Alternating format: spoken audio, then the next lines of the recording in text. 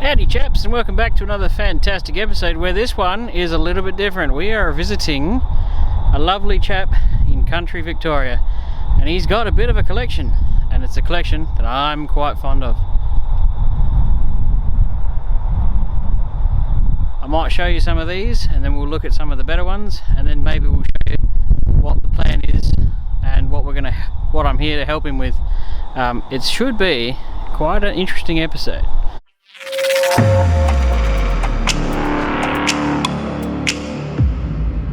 Alrighty chaps, now you guys are car guys, so you're probably not tank guys, but this is an M3 Grant. It was the predecessor to the Sherman tank in World War II. So these are all World War II vehicles. If there's a bit of wind, I apologise, but I can't do diddly squat about it.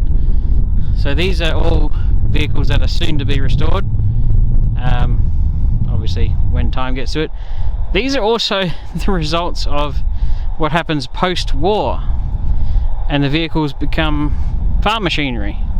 A lot of them get cut down and turned into tractors, bulldozers and all sorts of stuff.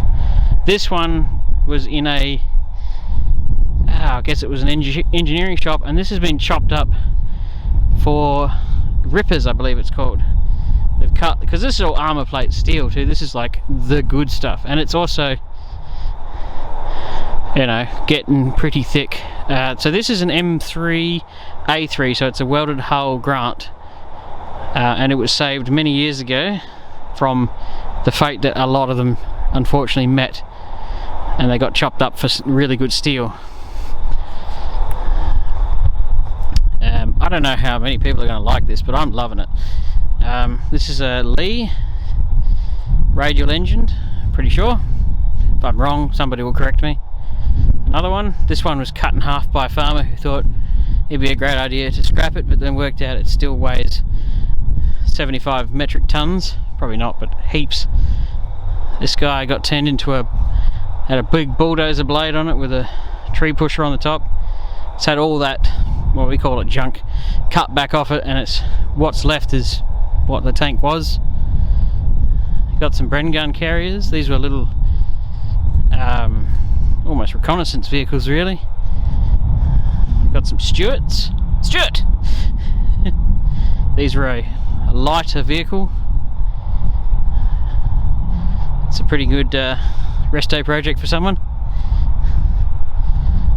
These are also partly pulled apart. This one's still got some of its American markings on it. I thought it was cool. USA.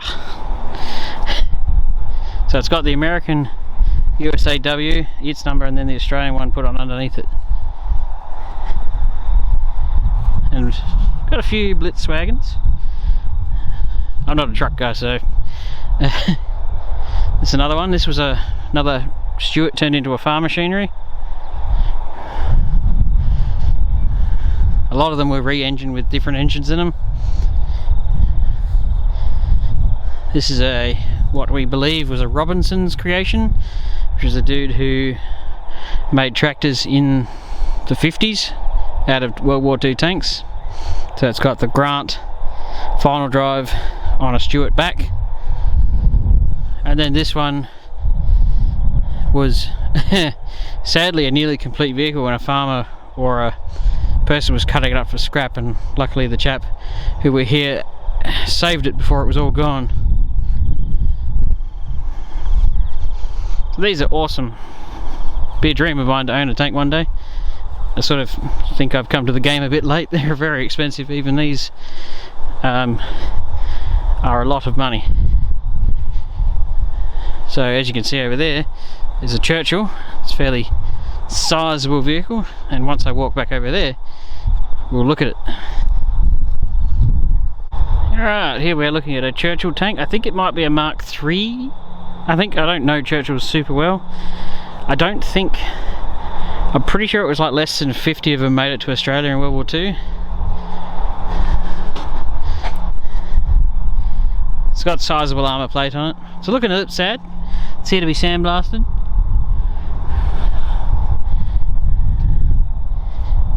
Fairly. Now look at this piece of armour plate.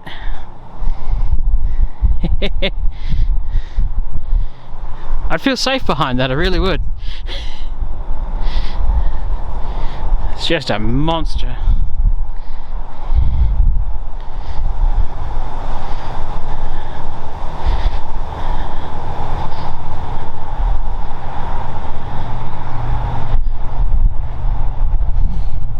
Just impressive.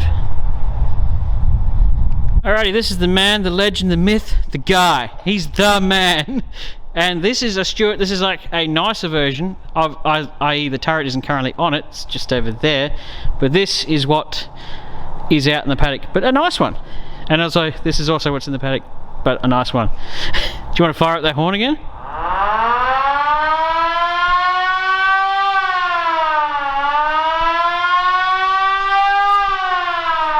Get out of the way, people!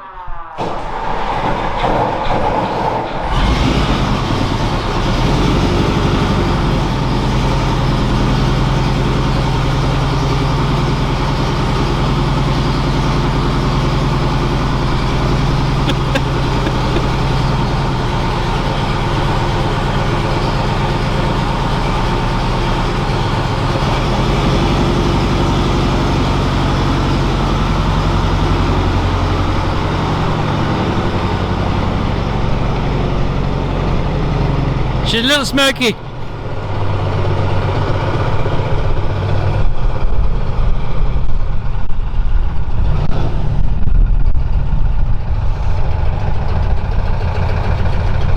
When we put the turret back on, you'll be able to drive it and get some good footage of it. That'll be awesome. I'll film you driving it.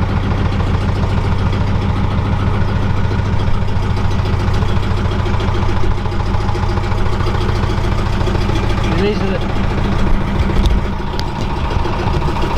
Don't know if you're able to hear me, but these are the double numbers. So there's the USA and there's the Australian number over the top of it.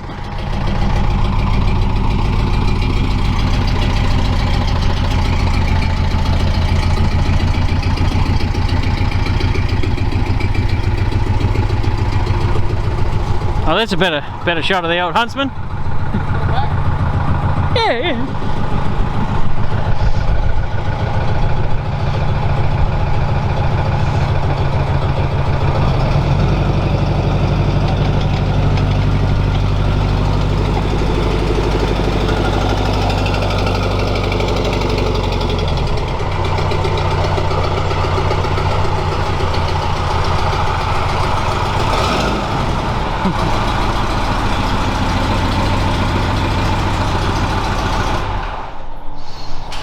Epic. And there's the turret, the turret, looking pretty good. It's nearly done. I owe him a pizza if he finishes it for my EJ. Unfortunately, I think he's going to win. We're here to fix some of this, make this a little bit prettier. Might have to take this hatch out and these off, mudguard off, one of those out, and we're going to try and smooth out some of this stuff. So maybe I'll set up a time lapse for that when we actually get into it, but for now I'll leave it there and catch you up in a second. So we're in the back of the Stuart at the moment. Dear sir, what is that? Well, it's called a nice V8 diesel. I can't remember, I think it's a 550, I can't remember what the exact actual name of it is, but these were this one came out of an ACO truck, a concrete cement mixer truck, bogey drive. I hoped it would have enough torque to move around the Stuart. It's got a 3-speed power shift Clark Auto on it. So I've got a selection of gears. I can put the tank gearbox into any gear, any of the 5 gears, and run through the power shift 3-speed. So if I want to roar up and down the road, I put it in top gear and use the 3-speed, or if I want to load it onto a truck or climb a steep hill, I put the tank gearbox in first, or low gear, and use the power shift. Pretty incredible. It's not the original engine would have been a 7-cylinder radial, wouldn't it? Yeah, right or Continental. But they're not easy to come by, and this is probably more reliable. Also, the Radial engine is more crew orientated. You've got to have someone at the back, mostly with a fire extinguisher, to fire them up, because they're renowned for catching fire. And there's all the prep prior to firing up, like winding them over to prevent hydrostatic lock in the bottom cylinder. Something like this, it's easier for just a single bloke to... It's user-friendly. User-friendly to operate, hop in it, start it up, drive it. No mucking around, servicing, prepping or anything like that. And it's more idiot-proof, you think? Yeah, and definitely will not burst into flames like those petrol-powered radials renowned to do. But this man, he is a legend in the tank game. He really is, in my opinion. He should be. He should be in books. He probably is, actually. But he restores these tanks from the wrecks that you've seen, and does an incredible job. He'll remake everything. I feel quite privileged to be here. But we're going to be fixing the Lee. This is a late Lee. It doesn't have the hole at the side doors. It's a late model Lee. Yep. One of the later versions. And yeah, I'm going to utilise Graham's panel beating abilities to tidy up skills. I use that term loosely. Some of the bad bodywork that I've done. Well, I think you've done alright, considering like this stuff isn't light. That's the problem, is trying to line things up with a freaking crane and a forklift on your own. Yeah, you sort of...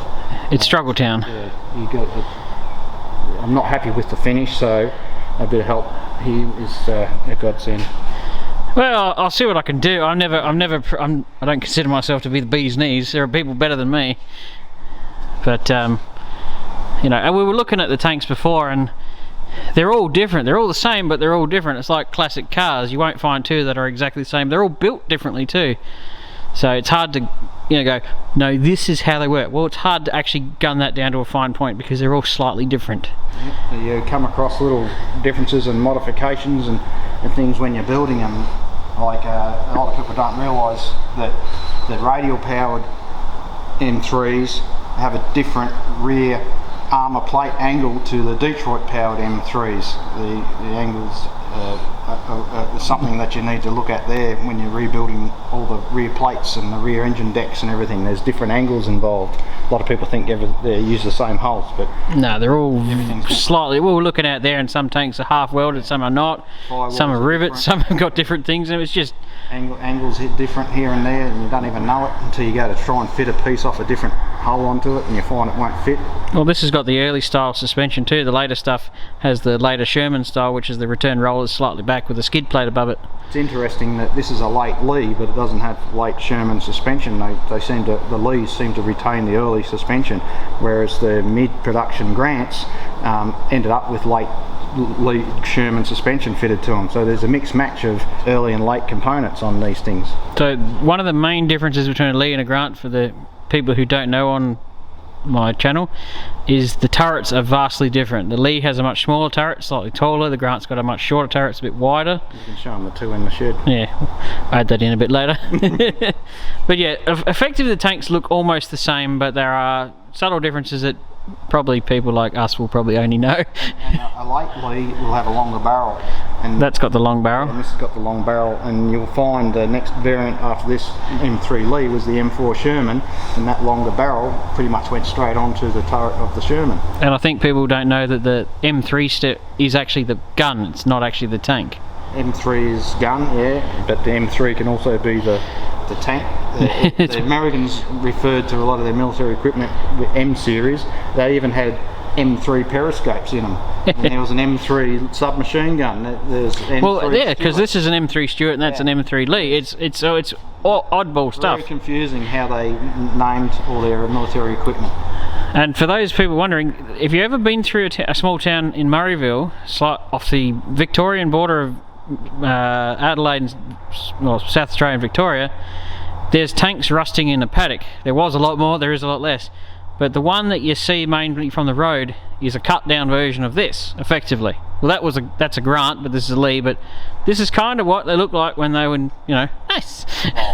Grant's got a turret on it. Yeah, well, that's currently each part sold separately, batteries not included. But yeah, I think we should start some work and catch up in a second. Alrighty, and I thought I'd show off the turrets to show you the difference between the Lee and the Grant turret. for those playing at home. That is a Lee turret, that is a Grant turret. So that's effectively the Lee was the early predecessor to the Grant. The Americans had the Lee, the British had the Grant. Well, they did their version of it because they didn't like how tall the turret was. This has basically a lump hanging off the back so the radio can go in there, and they're a bit wider, actually in my opinion a bit better looking. But there's the big difference. And then we got a Stuart turret, 2 Stuart turrets, and that's the turret off the tank affectionately known as Huntsman, and the rear engine deck with a tow cable winch, I think, or reel. And I think that's not sure which tank that turret's for, but it's another Lee. So yeah, there you go, chaps. But these turrets are not easy to come by these days, so it's quite a rare thing to see one that's complete-ish. Well, not blown up actually. And it's got some stuff in it, which is kind of cool. Fairly hefty little item, lighter. And then over here we have another Lee. And this one's actually for sale if you've got a spare ton of money. This one's on that military site called Millweb, for those playing at home. It's really nice looking at one that's all together. They're a bit... So this one's the side doors, the other one in there called Huntsman doesn't have them.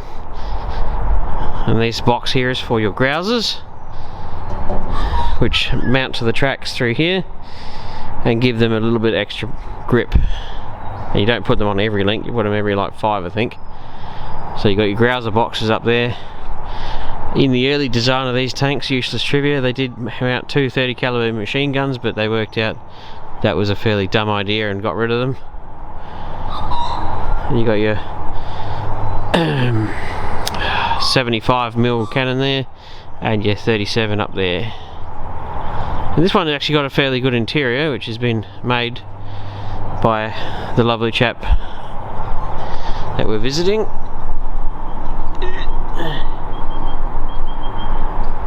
And it looks the part to me. And I think they call these battle tracks, I think, which I think are kind of cool.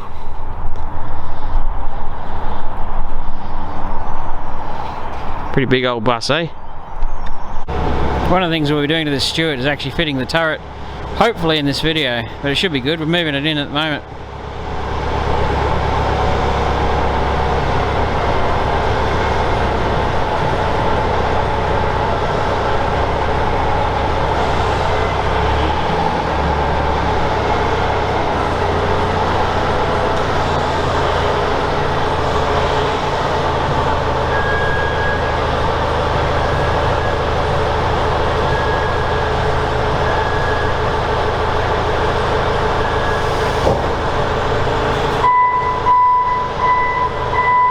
Alrighty, we're about to put the 37 in the hole, effectively. Well, the lovely host here is. I'm just going to make sure he doesn't kill himself.